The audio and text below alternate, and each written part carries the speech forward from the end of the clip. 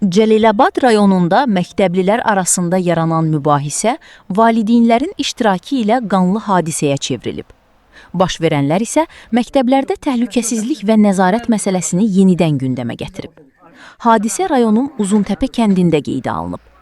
İlkin məlumata görə, məktəbdə iki fərqli sinfin birgə keçirilən dərsi zamanı şagirdlər arasında mübahisə yaranıb.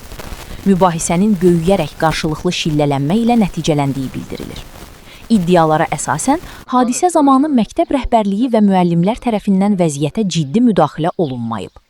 Məsələ məktəb daxilində həll edilmədiyi üçün problem daha sonra ailələr arasında qarşıdurmaya çevrilib. Bildirilir ki, mübahisə zamanı valideynlər Nicat Cəbiyev, İlqar Quliyevə çoxsaylı bıçaq xəsarətləri yetirib. Baş verən hadisə Cəlilabad məktəblərində təhlükəsizlik, psixoloji nəzarət və konfliktlərin idarə olunması ilə bağlı problemləri yenidən gündəmə gətirib.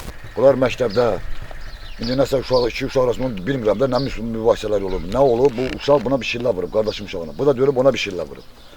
Bunu da orada heç kim məktəb rəhbəri, məktəb direktoru olsun, yəni heç bir müəllim bu haqda bir tədbir görməyib. Görməlidirlər ki, valideynləri çağırmalıdırlar, uşaqların arasında olan mübahisələri valideynlər barışdırmalı, tutarmalıdır.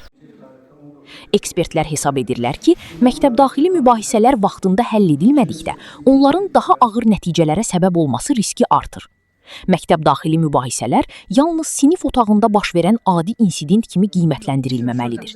Belə hallarda müəllim, psixoloq və məktəb rəhbərliyi dərhal prosesə müdaxilə etməli, tərəflər arasında barışıq yaradılmalı və valideynlərlə koordinasiya qurulmalıdır. Əks halda kiçik bir mübahisə daha böyük sosial qarşıdurmaya çevrilə bilir. Rayonda təhsil sahəsində yaşanan problemlər təkcə bu hadisə ilə məhdudlaşmır. Bu isə göstərir ki, Cəlilabad təhsilindəki problem lokal xarakter daşımır və məsələ ayrı-ayrı məktəblərdən daha çox rayonun ümumi təhsil sistemində koordinasiya və nəzarət mexanizmlərinin itməsini sübut edir.